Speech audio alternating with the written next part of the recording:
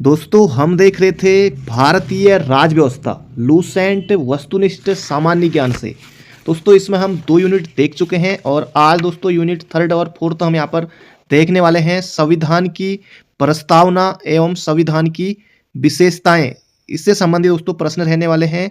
बिल्कुल दोस्तों हम पेज बाय पेज यहाँ पर चल रहे हैं। आपके दोस्तों सभी परीक्षाओं के लिए महत्वपूर्ण है। दोस्तों आप किसी से भी पूछेंगे कि जीके के लिए क्या पढ़ना चाहिए, तो हर किसी के जुबान पर रहता है कि भैया लूसेंट पढ़ना चाहिए, लूसेंट पढ़ना चाहिए। तो पूरी किताब दोस्तों आपके सामने है, ऐसा लगेगा कि आप दोस्तों किताब से ही खुद ही पढ़ रहे हैं। तो चलिए दोस्तों शुरू करते हैं बिना किसी देरी के। तो पहला प्रश्न है यहाँ पर हमारा, भारतीय संविधान के किस भाग को उसकी आत्मा की आख्या प्रदान की गई है? तो दोस्तों इसका सही उत्तर हो जाएगा प्रस्तावना, ऑप्शन नंबर ए। अगला प्रश्न है दोस्तों यहाँ पर हमारा, संविधान निर्माताओं ने किस पर विशेष ध्यान दिया था? तो इसका सही उत्तर हो जाएगा प्रस्तावना पर। अगला प्रश्न है, भारत में जनप्रिय संप्रभुता है क्योंकि भारत के संविधान की प्रस्तावना शुरू होती है इन शब्दों से। दोस्तों ये शब्द हम सबके जुबान पर रहते हैं, हम भारत के लोग। ऑप्शन नंबर डी हो जाएगा इसका बिल्कुल सटीक उत्तर। अगला प्रश्न है, भारत को गणतंत्र क्यों कहा जाता है? ये यहाँ पर आपको बताना है। तो गणतंत्र का दोस्तों मतलब होता है कि यहाँ राज्य का प्रमुख निर्धारित अवधि के लिए निर्वाचित होता है। और ऐसा भी है कि दोस्तों जैसे कि राष्ट्रपति का बेटा ही राष्ट्रपति बनेगा, ऐसा भी दोस्तों नहीं है, क्योंकि यहाँ जो प्रमुख होता है वो दोस्तों अवधि के लिए निर्वाचित होता है। अगला प्रश्न है यहाँ पर हमारा, भारत है एक। दोस्तों भारत जो है एक धर्मनिरपेक्ष राष्ट्र है। तो यहाँ पर हिंदू राष्ट्र या हिंदू मुस्लिम राष्ट्र ये आपको नहीं करना है, इसका सही उत्तर हो जाएगा ऑप्शन नंबर ए, धर्मनिरपेक्ष राष्ट्र। अगला प्रश्न है, धर्मनिरपेक्षता का अर्थ है। तो ये यहाँ पर आपको बताना है, धर्मनिरपेक्षता यानी कि दोस्तों राज्य सरकार द्वारा किसी धर्म को स्वीकार नहीं करना। अगला प्रश्न है, भारत एक धर्मनिरपेक्ष राज्य है, इसका मतलब है कि भारतीय राज्य किसी निश्चित धर्म का समर्थन नहीं करता है। ऑप्शन नंबर डी हो जाएगा इसका बिल्कुल ही सटीक उत्तर। अगला प्रश्न है, गणतंत्र होता है। दोस्तों गणतंत्र हो जाएगा राज्य जहां पर अध्यक्ष वंशानुगत रूप से ना हो। गणतंत्र का मतलब दोस्तों ये होता है कि राज्य जहां पर अध्यक्ष वंशानुगत रूप से न हो, यानी कि उसका अध्यक्ष का जो बेटा है दोस्तों वही यहां पर खुद से दोबारा ना आए।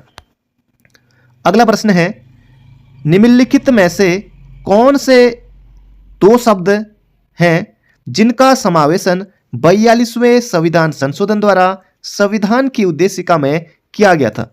दोस्तों 42वां संविधान हुआ था 1976 में, और ये 2 शब्द यहाँ पर ढूंढने की बात कह रहा है। इसके अलावा 3 शब्द भी दोस्तों कौन से हैं, अभी प्रश्न आने वाला है नीचे से। तो इसका सही उत्तर दोस्तों समाजवादी और धर्मनिरपेक्ष शब्द दोस्तों ये 42वें संविधान संशोधन 1976 के द्वारा जोड़े गए थे। अगला प्रश्न है, भारतीय संविधान की प्रस्तावना में भारत को किस रूप में घोषित किया गया है? दोस्तों इसका सही उत्तर हो जाएगा ऑप्शन नंबर सी, एक संप्रभुत्व संपन्न समाजवादी धर्मनिरपेक्ष प्रजातांत्रिक गणराज्य बनाने के लिए। अगला प्रश्न है, भारत एक गणतंत्र है, इसका अर्थ है? तो इसका अर्थ दोस्तों यही है कि भारत में वंशानुगत शासक नहीं है। Option number C. अगला प्रश्न है, निम्नलिखित में से कौन सा शब्द भारत की संविधान की उद्देशिका में नहीं है? दोस्तों समाजवादी प्रभुत्व संपन्न, समाजवादी पंथ निरपेक्ष प्रभुत्व संपन्न, ये शब्द दोस्तों हैं। लोक कल्याण दोस्तों ये शब्द आपको दिखाई नहीं देगा संविधान की प्रस्तावना में, संविधान की उद्देशिका में। अगला प्रश्न है, कल्याणकारी राज्य का उद्देश्य है। दोस्तों कल्याणकारी राज्य का उद्देश्य हो जाएगा कमजोर वर्गों के कल्याण का प्रबंधन करना। ऑप्शन नंबर बी हो जाएगा इसका बिल्कुल सटीक उत्तर। अगला प्रश्न है, भारत को एक गणराज्य मुख्य रूप से माना जाता है क्योंकि राज्याध्यक्ष का चुनाव होता है, इसलिए। अगला प्रश्न है, भारतीय संविधान की प्रस्तावना में उल्लेखित सही क्रम कौन सा है? दोस्तों इसका सही उत्तर हो जाएगा ऑप्शन नंबर बी, संपूर्ण प्रभुत्व संपन्न समाजवादी पंथनिरपेक्ष लोकतंत्रात्मक। तो ऑप्शन नंबर बी हो जाएगा इसका बिल्कुल सटीक उत्तर।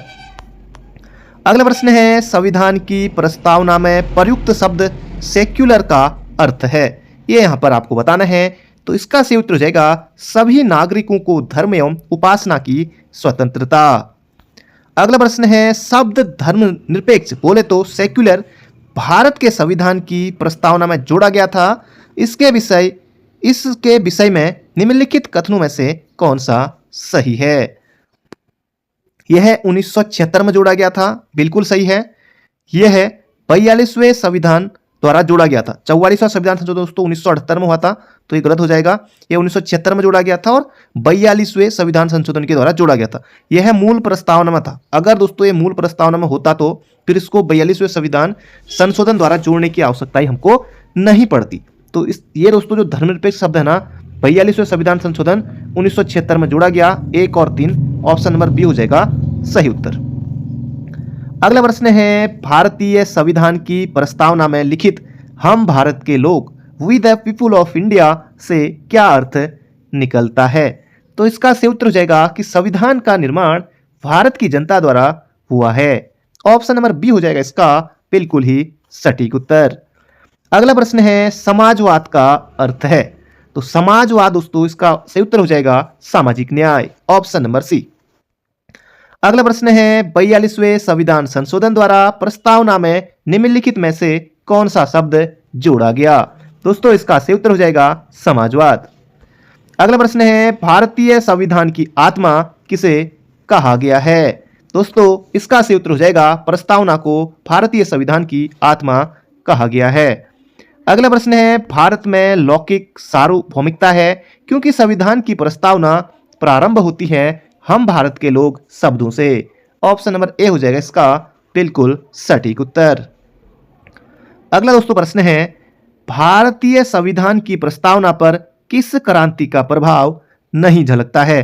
फ्रांसीसी क्रांति दोस्तों 1789 में हुई थी, बिल्कुल सही बात है, इसका झलकता है। अमेरिकी क्रांति 1776 में, बिल्कुल दोस्तों इसका भी झलकता है। बोल्शेविक क्रांति दोस्तों 1917 में हुई थी, इसका भी झलकता है। चीन की क्रांति का दोस्तों हमारे संविधान पर कोई प्रभाव नहीं दिखाई पड़ता। ऑप्शन नंबर डी हो जाएगा इसका बिल्कुल सटीक उत्तर। अगला प्रश्न है, मूल भारतीय संविधान के अनुसार भारत एक प्रभुत्व संपन्न लोकतंत्रात्मक गणराज्य है। Option number A. अगला प्रश्न है, संविधान के अंतर्गत भारतीय लोकतंत्र के आदर्शों को हम कहां देख सकते हैं? दोस्तों इसे हम देख सकते हैं प्रस्तावना में। अगला प्रश्न है, 42वें संविधान संशोधन अधिनियम 1976 द्वारा प्रस्तावना में किस शब्द को नहीं जोड़ा गया? जबरदस्त प्रश्न है। धर्मनिरपेक्ष जोड़ा गया था, समाजवादी जोड़ा गया था, एकता और अखंडता ये भी था, तो गुटनिरपेक्ष दोस्तों ये नहीं जोड़ा गया था। ऑप्शन नंबर सी हो जाएगा इसका बिल्कुल सही उत्तर।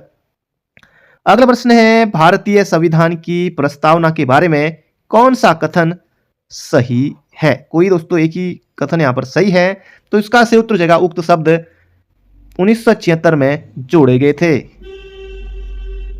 अगला प्रश्न दोस्तों यहां पर हमारा, भारतीय संविधान ने किस प्रकार के लोकतंत्र को अपनाया है? दोस्तों ये हो जाएगा लोकतांत्रिक गणतंत्र। अगला प्रश्न है, भारतीय संविधान की प्रस्तावना में वर्णित लोकतंत्र को किस रूप में स्वीकारा गया है? दोस्तों राजनीतिक राजतंत्र, आर्थिक राजतंत्र, सामाजिक राजतंत्र, तो यह हो जाएगा ऑप्शन नंबर डी। अगला प्रश्न है, भारतीय संविधान की प्रस्तावना के अनुसार भारत के शासन की सर्वोच्च सत्ता किस में निहित है? दोस्तों ये हो जाएगा जनता में। अगला प्रश्न है, भारत की संप्रभुता, एकता और अखंडता को अक्षुण्ण बनाए रखने तथा उसकी रक्षा करने का प्रावधान किया गया है। दोस्तों ये हो जाएगा प्रस्तावना में। अगला दोस्तों यहाँ पर हमारा प्रश्न है, भारतीय संविधान की प्रस्तावना में जिन आदर्शों एवं उद्देश्यों की रूपरेखा दी गई है उनकी आगे व्याख्या की गई है। दोस्तों इसकी जो व्याख्या की गई है इसका सही उत्तर हो जाएगा मूल अधिकार, राज्य के नीति निर्देशक सिद्धांतों एवं मूल कर्तव्यों में। अगला प्रश्न है, संविधान सभा में प्रस्तुत उद्देश्य प्रस्ताव में अभिव्यक्ति विचार को भारतीय संविधान के किस भाग में पूर्णतः शामिल किया गया है? दोस्तों ये हो जाएगा प्रस्तावना में। अगला प्रश्न है, भारतीय संविधान की प्रस्तावना से क्या स्पष्ट नहीं होता? दोस्तों क्या स्पष्ट नहीं होता है? तो संविधान की लागू करने की तिथि दोस्तों ये यहां पर स्पष्ट नहीं होती है। Option number C. अगला प्रश्न है, किन उद्देश्यों को भारतीय संविधान उद्घोषित नहीं कर सकता? सामाजिक, आर्थिक और राजनीतिक न्याय बिल्कुल दोस्तों ये है। विचार, अभिव्यक्ति, विश्वास, धर्म और उपासना की स्वतंत्रता ये भी आपको प्रस्तावना मिलेगी। प्रतिष्ठा और अवसर की क्षमता ये भी दोस्तों हमको प्रस्तावना में देखने को मिलती है। अंतर्राष्ट्रीय शांति और सुरक्षा की अभिवृद्धि दोस्तों ये हम प्रस्तावना में नहीं पढ़ते हैं। अभी दोस्तों प्रस्तावना आने वाली है। अगला प्रश्न है, भारत के संविधान में प्रदत्त हमारे देश का नाम दोस्तों क्या है? ये भी पूछा जाता है। दोस्तों इसका संयुक्त हो जाएगा इंडिया अर्थात भारत। अगला प्रश्न है, भारतीय संविधान किसके द्वारा स्वीकृत है? दोस्तों ये हो जाएगा भारत की जनता के द्वारा। अगला प्रश्न है, भारत की संप्रभुता किसमें निहित है? दोस्तों इसका संयुक्त हो जाएगा भारत की जनता में। अगला प्रश्न है, भारतीय संविधान को संविधान सभा द्वारा अंगीकृत किया गया। दोस्तों ये किया गया था 26 नवंबर 1949 को।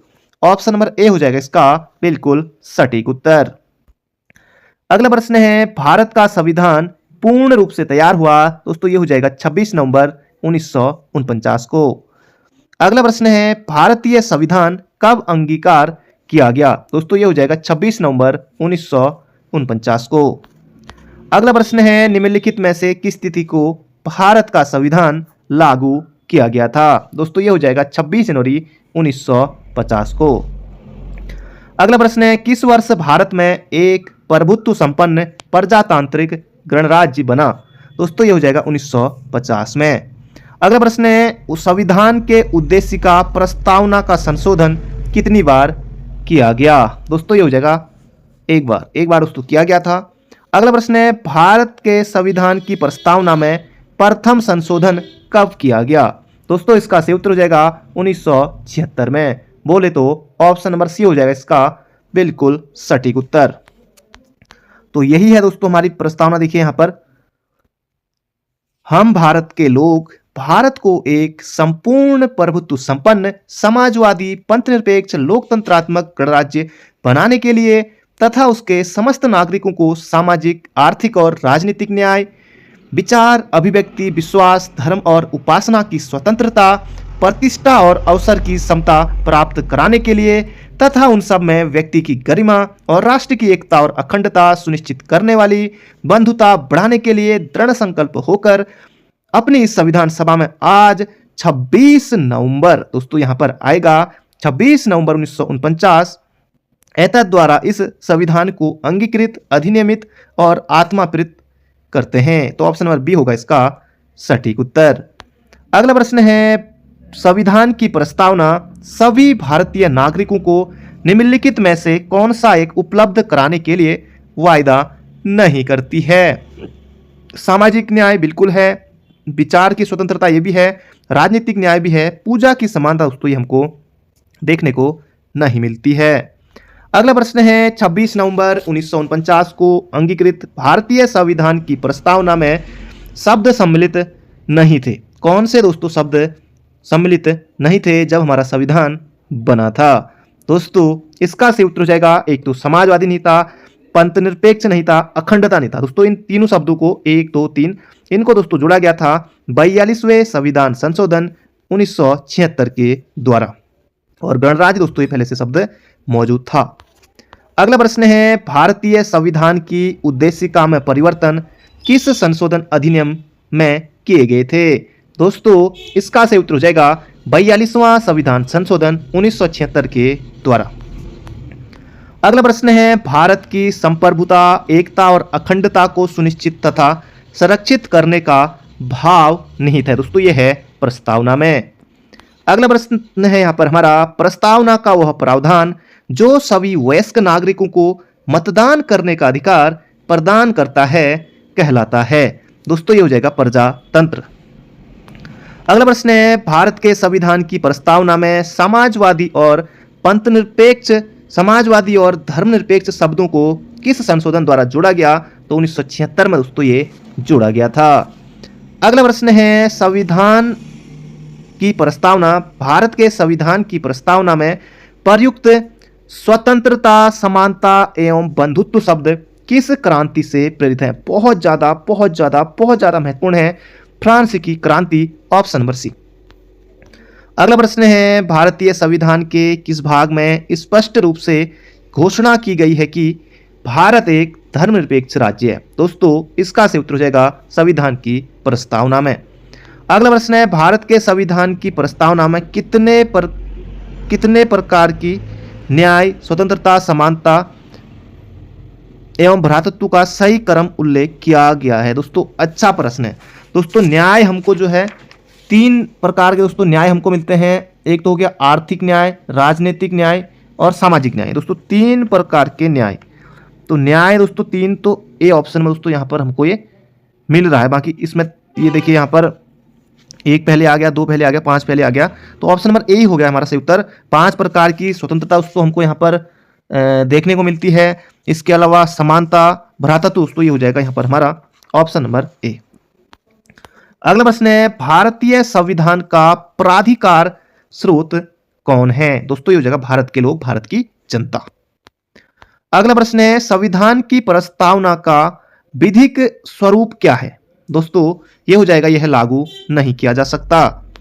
अगला प्रश्न है किसने भारतीय संविधान की प्रस्तावना उद्देशिका को भारतीय संविधान की राजनीतिक कुंडली के रूप में वर्णित किया है? दोस्तों अच्छा प्रश्न है, दोबारा बन सकता है। तो के एम मुंशी, बोले तो Kanhaiyalal Maneklal Munshi, option number C. अगला प्रश्न है भारत के संविधान के संबंध में निम्नलिखित में से कौन सा कथन सही नहीं है?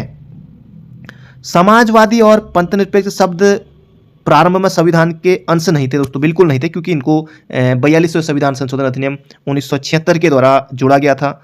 उद्देशिका में भारत के संविधान के उद्देश्य का उल्लेख बिल्कुल है।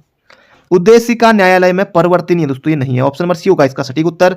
बाकी डी देख लेते हैं, गणराज्य का संबंध जनता से है जो संविधान के अधीन सभी प्राधिकार का स्रोत है, ये भी सही है।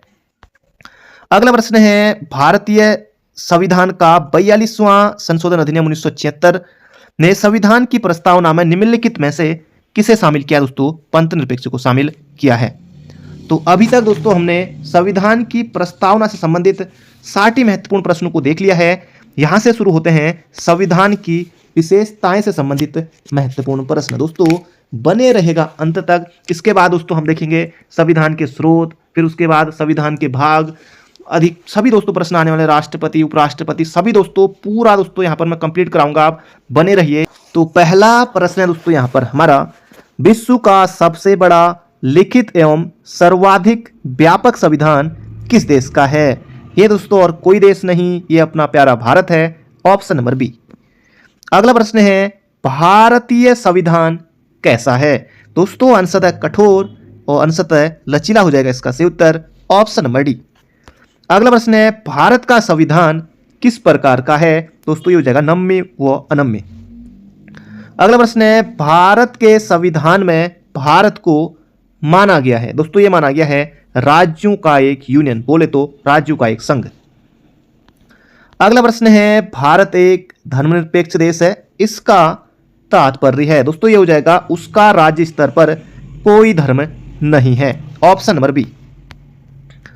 अगला प्रश्न है निम्नलिखित कथनों में से कौन सही है? भारत एक संसदात्मक प्रजातंत्र है। दोस्तों ये हो जाएगा इसका बिल्कुल सटीक उत्तर। अगला प्रश्न है भारतीय संविधान के संबंध में कौन सा कथन सही है? दोस्तों ये हो जाएगा यह दूसरे देशों के संविधान से प्रभावित है, ऑप्शन नंबर बी हो जाएगा इसका बिल्कुल सटीक उत्तर। अगला प्रश्न है निम्नलिखित में से कौन सा कथन सही है? भारत का संविधान भारत में संसदीय पद्धति की सरकार की व्यवस्था करता है, बिल्कुल सही बात है। बी ऑप्शन है भारतीय संविधान द्वारा स्वतंत्र न्यायपालिका की स्थापना की गई है, यह भी ठीक है। अगला ऑप्शन है भारतीय संविधान भारत में विधि के शासन की व्यवस्था करता है, यह भी सही है, तो उपयुक्त सभी। अगला प्रश्न है निम्नलिखित में से कौन सा कथन सही नहीं है? भारतीय संविधान निर्मित, लिखित और सर्वाधिक व्यापक है, बिल्कुल सही है। अगला ऑप्शन है भारत का संविधान प्रभुत्व संपन्न, लोकतंत्रात्मक, पंथनिरपेक्ष और समाजवादी संविधान है। बिल्कुल सही बात है। अगला ऑप्शन है ऑप्शन नंबर सी, भारतीय संविधान में मूल अधिकारों को समाविष्ट किया गया। ये भी सही है। अगला प्रश्न है दोस्तों, अगला ऑप्शन है संविधान के परिवर्तन के समय से ही संविधान में मूल कर्तव्य दोस्तों नहीं ना, मूल कर्तव्य दोस्तों ये नहीं थे, इन्हें भी बाद में जोड़ा गया। कब जोड़ा गया दोस्तों, प्रश्न अभी आने वाला है। अगला प्रश्न है निम्नलिखित में से कौन सा कथन सही है? भारतीय संविधान में कई विदेशी संविधान के तत्वों का समावेश किया गया है। बिल्कुल सही कथन है। और अगला है भारतीय संविधान एकल नागरिकता। बिल्कुल है दोस्तों, हमारे यहाँ एकल नागरिकता है। अगला ऑप्शन है भारतीय संविधान वयस्क मताधिकार की व्यवस्था करता है। ये भी सही है, ऑप्शन नंबर डी। अगला प्रश्न है भारत का संविधान है दोस्तों, ये हो जाएगा कठोर, कम, लचीला, अधिक। अगला प्रश्न है भारतीय संविधान का स्वरूप किस प्रकार का है? दोस्तों ये हो जाएगा संरचना में संघात्मक, भावना में एकात्मक। अगला प्रश्न है भारतीय संविधान भावना में एकात्मक है क्योंकि दोस्तों केवल संसद को संवैधानिक संशोधन प्रक्रिया आरंभ करने का अधिकार है। दोस्तों ये बात तो सही है। कुछ स्थितियों में संसद को राज्य के लिए कानून बनाने का अधिकार है। ये भी है, इसे भी हम नकार नहीं सकते, इसे भी हम ठुकरा नहीं सकते। अगला अखिल भारतीय सेवाओं के कारण दोस्तों, इसके लिए अनुच्छेद 312 है। ये भी सही है, तो ऑप्शन नंबर डी। अगला प्रश्न है भारतीय संविधान के संदर्भ में कहा जाता है कि यह वकीलों का स्वर्ग है। बिल्कुल सही बात है। अगला प्रश्न है भारतीय संविधान पर सबसे अधिक प्रभाव किसका पड़ा है? दोस्तों ये हो जाएगा भारत सरकार अधिनियम 1935 का पड़ा है। अगला प्रश्न है निम्नलिखित में से यह किससे निर्धारित होता है कि भारत का संविधान परिसंघीय है? दोस्तों ये हो जाएगा केंद्र एवं राज्य के बीच शक्तियों का वितरण। अगला प्रश्न है भारत में प्रजातंत्र इस तथ्य पर आधारित है कि जनता से सरकारों को चुनने तथा बदलने का अधिकार प्राप्त है। अगला प्रश्न है भारतीय संविधान में है दोस्तों, अगर वर्तमान में देखें दोस्तों, अभी तो 400 से ज़्यादा हम करेंगे, लेकिन यहाँ पर दोस्तों 350 से अधिक, क्योंकि 395 हैं, तो इस हिसाब से यहाँ पर यही ऑप्शन बी सही उत्तर दिया गया है। अगला प्रश्न है भारत में किस प्रकार की शासन व्यवस्था अपनाई गई है? दोस्तों ये हो जाएगा ब्रिटिश संसदात्मक प्रणाली, ब्रिटिश संसदात्मक प्रणाली। अगला है भारतीय राजनीतिक व्यवस्था में इनमें से कौन सर्वोच्च, क्या धर्म है, संसद है, संविधान है या फिर सर्वोच्च न्यायालय? इनमें दोस्तों कौन सर्वोच्च है? दोस्तों इनमें दोस्तों अगर देखा जाए तो संविधान को हमको करना पड़ेगा। अगला प्रश्न है भारतीय संविधान के वृद्ध होने का कारण है। तो वृद्ध होने का कारण दोस्तों आपको यहां पर बताना है। यह हो जाएगा इसमें संघ तथा राज्य दोनों सरकारों का संविधान है। अगला प्रश्न है भारतीय संविधान का अभिभावक है दोस्तों सर्वोच्च न्यायालय। अगला प्रश्न है भारत में वयस्क मताधिकार की उम्र सीमा क्या है? दोस्तों स्टेनो के पेपर में कल ही दोस्तों एग्जाम हुआ था, उसी में दोस्तों पूछा गया। तो वयस्क मताधिकार दोस्तों ये हो जाएगा 18 वर्ष। पहले दोस्तों ये कितनी थी? 21 वर्ष थी। 61वें संविधान संशोधन 1988-89 के द्वारा 18 वर्ष कर दी गई। अगला दोस्तों प्रश्न है भारतीय संघीय व्यवस्था की एक विशेषता है, तो संविधान की सर्वोच्चता। अगला प्रश्न है भारत के संविधान में संघीय शब्द की जगह किन शब्दों को स्थान दिया गया है? दोस्तों ये हो जाएगा राज्यों का संघ।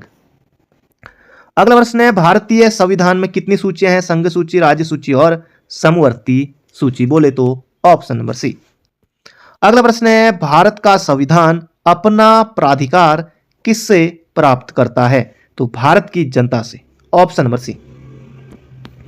अगला प्रश्न है भारत में वैध प्रभुसत्ता किस में निहित है? दोस्तों ये हो जाएगा संविधान में। अगला प्रश्न है भारतीय संविधान की संरचना किस प्रकार की है? दोस्तों कुछ एकात्मक, कुछ कठोर। Option number C. अगला प्रश्न है भारत के संविधान के अधीन निम्नलिखित कथनों में से कौन सा सही है? संविधान सर्वोच्च है, बिल्कुल है।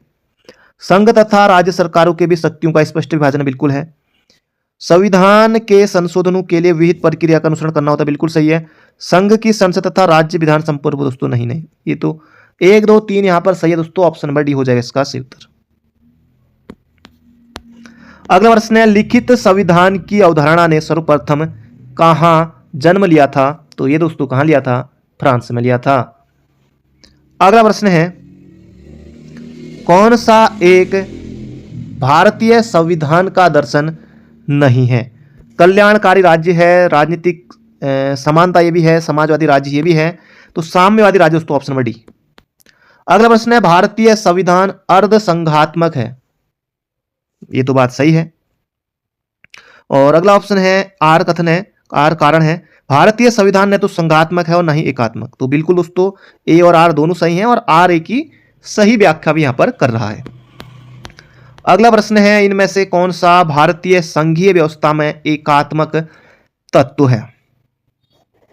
एकात्मक तत्व तो राज्यपाल की नियुक्ति हमारे यहाँ होती है और राज्यसभा में असमान प्रतिनिधित्व ये भी दोस्तों यहाँ पर जो है देखने को मिलता है। अखिल भारतीय सेवा ये भी है। तो 2, 3, 5। अगला प्रश्न है, भारत में राजनीतिक व्यवस्था के मूलभूत लक्षण है। यह लोकतांत्रिक गणतंत्र है, बिल्कुल सत्य कथन है। इसमें संसदात्मक रूप की सरकार है, ये भी ठीक ही है। सर्वोच्च सत्ता जो है भारत की जनता में नहीं था, ये भी सही है। तो 1, 2, 3 इसका सही उत्तर है। अगला दोस्तों प्रश्न है यहाँ पर हमारा, निम्न में से कौन सी विशेषता भारतीय संघ और अमेरिकी संघ दोनों में साझी है? दोस्तों ये हो जाएगा संविधान की व्याख्या के लिए संघीय उच्चतम न्यायालय।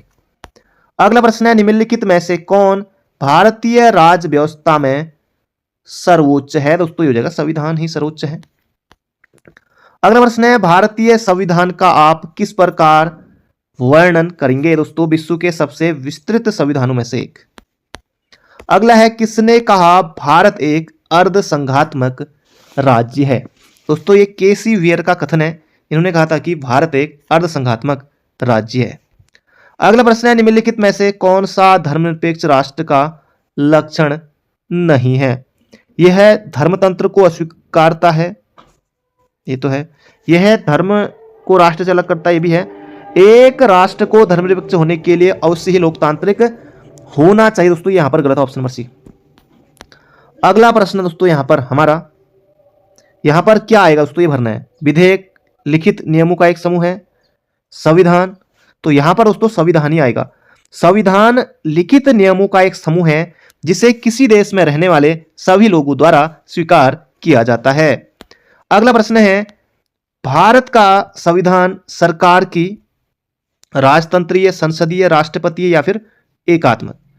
तो भारत का संविधान सरकार की संसदीय प्रणाली के साथ एक संप्रभु, समाजवादी, धर्मनिरपेक्ष, लोकतांत्रिक गणराज्य है, ऑप्शन नंबर बी। बाकी दोस्तों संविधान के स्रोत, संविधान के भाग दोस्तों इसे हम अगली क्लास में देखेंगे। बाकी मिलते हैं बहुत जल्दी एक नई वीडियो में। Thank you friend, thank you.